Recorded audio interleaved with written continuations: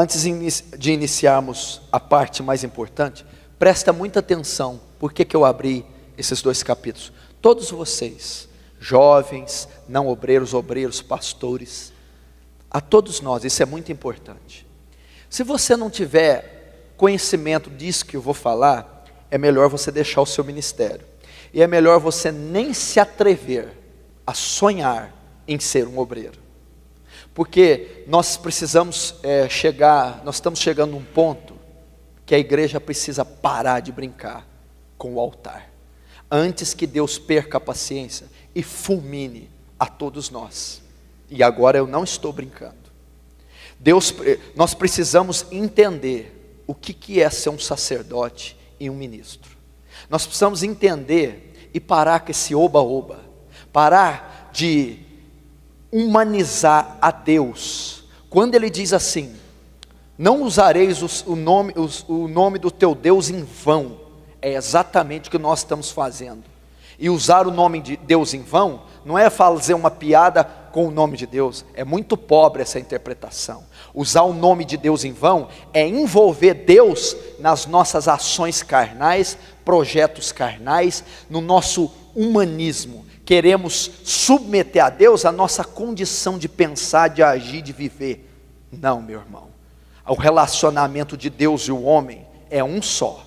Tira as sandálias dos teus pés, porque a terra que você pisa é santa. Foi assim que ele se dirigiu a Moisés. Moisés não conseguiu, não se atreveu a olhar para Deus, temia olhar para o Senhor. Não é isso que nós estamos fazendo, não. É temor e tremor. A Bíblia diz que tem demônios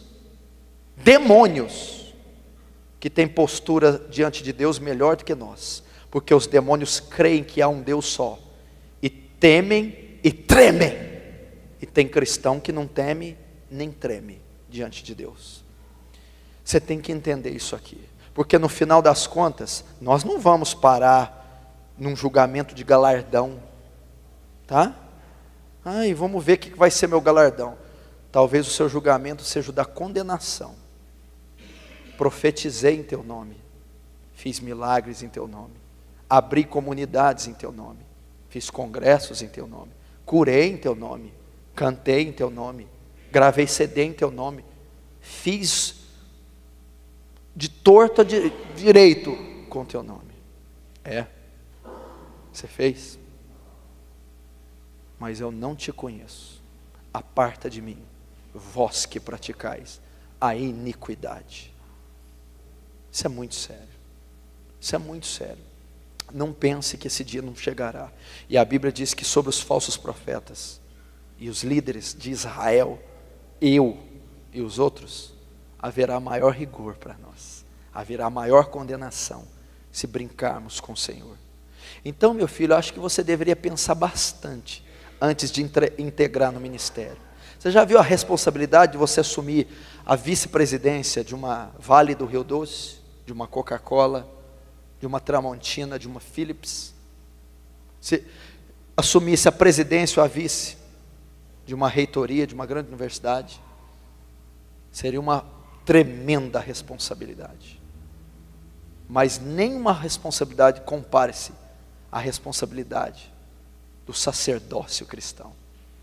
Porque enquanto todos esses cargos de altíssima importância lidam com algo terreno, você, simples obreiro, está lidando com almas eternas, que não têm preço, que não se limitam a este século. E Deus vai pedir a conta de cada uma delas a você no dia do juízo. Por isso eu li essas duas coisas. Por que eu tenho que saber isso antes de saber sobre o ser obreiro? Porque o obreiro tem que saber que ele lida com duas coisas, para ele ter temor. Primeiro, a Deus. Segundo, as almas. Primeiro, a Deus. Nadab e Abiú eram dois obreiros, eram dois sacerdotes. E a Bíblia diz que eles foram exercer o ofício deles sem condição. A Bíblia não diz, é engraçado que essa característica de Deus ninguém prega. a ira de Deus, o juízo de Deus. Sabe o que Deus os fez? Não os colocou de lado, não deu uma penitência a eles, os matou. Fogo estranho, matou Nadab e Abiú, os filhos de Arão, da tribo de Levi. É assim que Deus enxerga um obreiro despreparado. Então por que Deus não me matou ainda? Está morto espiritualmente, faz tempo. Então primeiro eu tenho que entender que o ministério, em primeira instância, em primeiro lugar, ele é para Deus. Ele não é feito para o homem, nem para uma instituição física, civil, filantrópica. É feito para o céu, é feito para o eterno, é feito para aquele que escreveu as leis em rochas, é feito para aquele que criou os céus e a terra com o sopro da sua boca, é feito com aquele que é alicerçado em juízo e justiça, é a base do seu trono, o Salmo descreve. É aquele que está num trono de glória. Define para mim a natureza do que é glória. Traz uma definição para mim do que é glória. Deus é um Deus feito de glória, não há definição. Deus é santo, significa ímpar, separado, justo, totalmente envolvido em outra esfera, infinitamente superior à sua.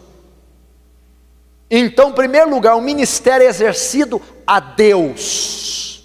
Deus, o Todo-Poderoso. O ministério não é feito para nós, igreja não é aberta para nós, o título não é para nós, não tem nada do homem quando diz respeito ao ministério, porque dele e por ele e para ele são todas as coisas. Glória, pois, a ele eternamente. Amém. Então, é para ele, não é para mim, não é para você. O púlpito não é uma vitrine, não é uma exibição do seu talento vocal, musical, teológico, escatológico. O púlpito é nada mais do que a referência de um altar, e você simplesmente é o sacrifício depositado nesse altar. Eu tenho que ter esse entendimento. Então é para ele. E quando eu sei que é para ele, já que eu exerço as minhas funções seculares com tamanha destreza, temor, pudor, reverência, que são feitas a homens, quanto mais exercer algo que é feito a Deus. Quando você se dirige a uma autoridade em Brasília, você não vai com qualquer roupa, senão você não é atendido. Você não usa qualquer vocabulário, senão você não é ouvido. Você não se pronuncia de qualquer maneira a uma autoridade, senão você imediatamente é despachado. Agora, por que com Deus você coloca qualquer roupa carnal, imunda? Por que com Deus você usa qualquer termo, ou não tem uma reverência para dirigir a palavra a ele? Daniel, quando dirigia a palavra, sabe o que ele dizia? A ti pertence a justiça, a nós a confusão de rosto. Não conseguia olhar para o céu. Agora você, obreiro, pastor, diácono, ou aquele que quer exercer o cargo, se não tem essa visão de Deus, não o sirva, não o sirva. Procure algo secular para fazer, contribui com a sociedade, com o governo, com a cidadania, mas com o céu não vai ter contribuição da sua parte. Moisés chegou lá escolhido, um homem que Deus tratava face a face. Você não está entendendo. Tira a sandália, você é uma criatura pecaminosa. Por mais que eu abunde em graça e misericórdia, você continua sendo o que é. Então essa é a relação. Então esses louvores falam, olha para mim, beija, me abraça. Isso é carnal, isso é antibíblico, antiteológico. Isso não existe. Isso não existe em hipótese alguma, jamais vai existir, e não há como refutar. Deus não olha para ninguém como olha para uma mulher. Olha para mim, me beija. Isso não existe. Me abraça, quero sentir seu cheiro, colocar seus sapatos. Que conversa é essa? Que conversa é essa? Moisés não colocou os sapatos dele, não beijou ele. Que conversa é essa? Então essa é a visão de um Deus terrível. Por que eu vou dizer do terrível? Porque o de graça e misericórdia você está cansado de ouvir. Deus é amor em 1 João. Só que em Salmo 7, você já leu que Deus é um Deus que se ira todos os dias? Você já leu no Salmo 7 que ele já desembanhou sua espada, e se o ímpio não se converter, ele vai matá-lo? Você já ouviu dizer que quem manda para o inferno não é Satanás? Não temeis quem mata o corpo. Antes vou dizer a quem devais temer, temei antes aquele que tem poder de fazer a alma perecer no inferno. É Deus que envia ao inferno. Você acha que o diabo vai mandar no inferno? Você acha que o diabo tem alguma coisa? O inferno foi criado para ele, para o suplício e a ira ser lançada sobre ele. Então o diabo está no mesmo âmbito dos sofredores. Sabe por que o inferno é terrível? Porque a ira do cordeiro será despejada nele. Apocalipse 14 diz que o inferno é terrível porque o cordeiro estará lá. Já parou para pensar? É a ira de Deus que vai ser despejada, não é Satanás. Então Deus se ira. Deus ama, odeia o pecado, mas ama o pecador. Deus odeia o pecado e odeia o pecador também, porque Ele mata o pecador. Cuidado com isso. Isso aí é interpretação neopentecostal, contemporânea, triunfalista. Nós devemos entender a mente de Deus. Nós estamos no tempo da graça, Deus não age daquele jeito mais, porque lá em Números, com a murmuração do povo, o que Deus fez? Abriu a terra e engoliu 250 israelitas vivos, Datã, Corá e Abirão, mandou. Deus matou com um anjo só 180 mil dos exércitos da Síria. Deus aterrorizava. O Deus da graça não faz isso. Ele não faz não. O Deus da graça, eu vou te dizer que ele é pior do que o da lei. Porque o Deus da lei fala que se você adulterasse, morria a pedrada. Olha que Deus terrível. Agora o Deus da graça diz que se você só olhar, já adulterou. Qual que é pior? O outro para morrer tinha que pegar na cama. Não, o da graça, só olhar. E aí? O da lei diz que se você matasse, teria que morrer, olho por olho, dente por dente. O da graça não. Diz que se você aborrecer um irmão, já é homicida. Qual que é pior? Então acho que você não entendeu sobre o Deus da graça e o Deus da lei. Porque se você tem uma barreira com um irmão que está aqui, você é homicida. E sabemos que nem homicida tem parte nele, a vida eterna. Esse é o Deus a qual você vai servir se você se integrar ao ministério. Ou é o Deus que você está servindo? Cuidado.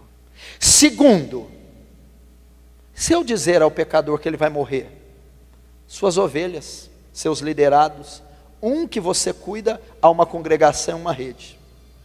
Ímpios, pessoas. E tu sabendo disso não adverte, ele morrerá pelo pecado dele, mas o sangue dele, da tua mão requererei. O que eu aprendo aqui, antes de ser um obreiro? Primeiro, temor a um Deus terrível, de amor, sim, de misericórdia, de graça, sim, mas de justiça e juízo. Segundo, eu estou trabalhando, não é com porcos, galinhas, automóveis, televisores, terrenos, condomínios. Eu estou trabalhando com criaturas eternas. Você já parou para pensar que você é um ser eterno? Você já parou para pensar que as pessoas que estão passando ali na rua, que eu vi agora, são eternas? Que os africanos são eternos, indianos são eternos, que todo ser desde Adão é eterno? O que significa? Você só tem um corpo mortal. A sua alma jamais se desfará, é eterna. E as pessoas às quais você vai lidar são eternas, ok? Então quando você canta para almas eternas, prega para almas eternas, aconselha, discipula, visita, evangeliza, faz qualquer coisa, toca um instrumento, almas eternas. E dependendo do seu descuido com as tais, você não vai perder elas por um acidente de trânsito, por um infarto ou um derrame. Você perderá-las para o inferno. E elas estarão por culpa sua, não por 1 milhão de anos, não por 10 milhões, não por 100 milhões, não por 1 bilhão de anos, nem 1 trilhão, nem 1 zilhão. Elas estarão para toda a eternidade. E o sangue delas cobrarei da sua mão. Então é muito sério o ministério. são almas eternas que nunca se desfarão. Então olha o cuidado que eu devo ter antes de exercer, ou se eu estou exercendo um ministério. Quantas que já passaram na nossa mão e já morreram? Quantas que já morreram sem Cristo? Quantas que se perderam por negligência, omissão, incompetência e responsabilidade nossa, e se morrerem nesse instante que estão lá servindo ao mundo e ao inferno, nós seremos os culpados.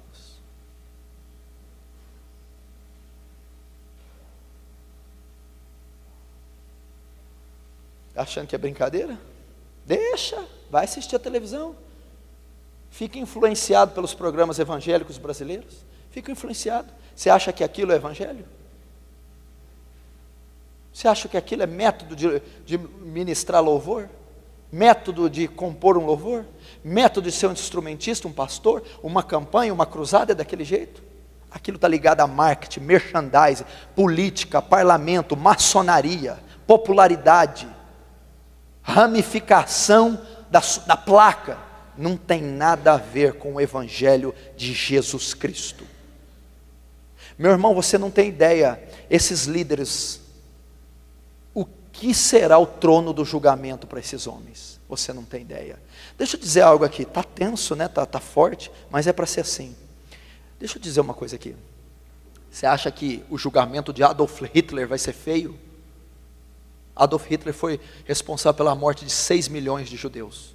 Mussolini, Stalin, Marx, Lenin, Joseph Mengele, você acha que vão ser responsáveis? São os maiores assassinos que essa terra já teve.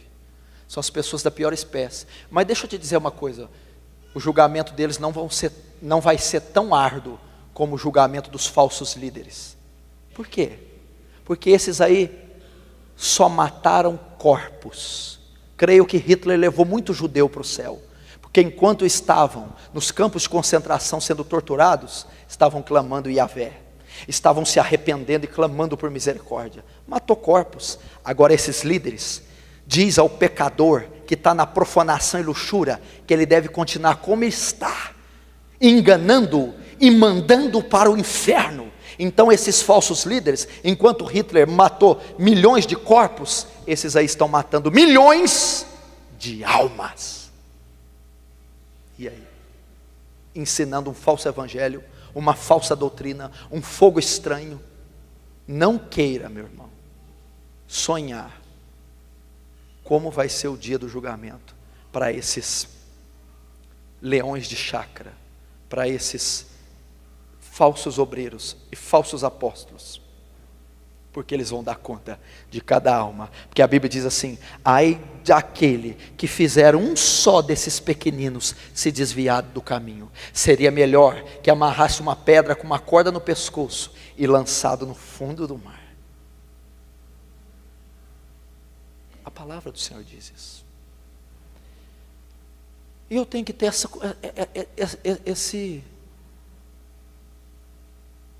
esse conhecimento do que é um ministério. Antes de subir num púlpito, como é que está a minha vida? Quanto tempo você passou em oração para cantar, para pregar, para aconselhar? Quanto da Bíblia você estudou para ter princípio bíblico e não falar coisa da carne ou das ciências sociais? Como é que é? Passou a semana inteira vendo novela, TV, internet, paquerando, passando a mão. E depois foi louvar, ministrar, pregar, cantar. É o ministério de Nadab e Abiú. É o ministério de Nadab e Abiú.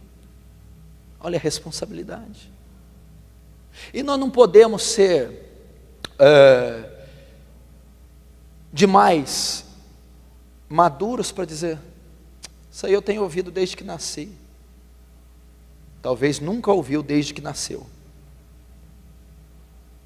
Nós temos que ser inocentes, sinceros e puros como crianças. Porque eu tenho pregado o Brasil todo, tenho vivido um evangelho na medida do possível, verdadeiro. Mas toda vez que eu sou advertido pela palavra ou por um homem de Deus, eu me curvo e me dobro e reconheço a minha falha, seja quem for. Aí está a nobreza de um homem de Deus. Não está em dizer que sabe tudo, e sim de reconhecer quando não sabe, quando não tem condição, quando está em falta com Deus. Quando diz, tenho que rever minha vida, porque o meu ministério até hoje pode ter sido feno, palha, restolho, vai queimar pelo fogo, não é pedra preciosa, não é ouro, está edificado sobre a areia. Porque não adianta você ter quantidade e você não ter qualidade. Então é preferível ter uma igreja com 1000, só com um salvo, ou uma igreja com 10 e 10 salvos? No final das contas, a igreja de 10 prevaleceu sobre a de 1000, porque tinha um pastorzinho humilde, apto, na frente dos 10. É isso que é importante. Quem te disse que Deus está ligado a números? Quem te disse que Deus está ligado a números? A Bíblia diz assim, escuta esse versículo: ainda que Israel seja como a areia do mar, só o remanescente será salvo. Porfiai por entrar na porta estreita, porque são poucos os que vão passar por ela. Jesus já profetizou 2000 anos, nem que você quiser, você muda essa profecia, nem que você chamar uma construtora para largar a porta, para tentar passar mais gente, não vai passar. São poucos os que passarão por ela. Ele não está ligado a números.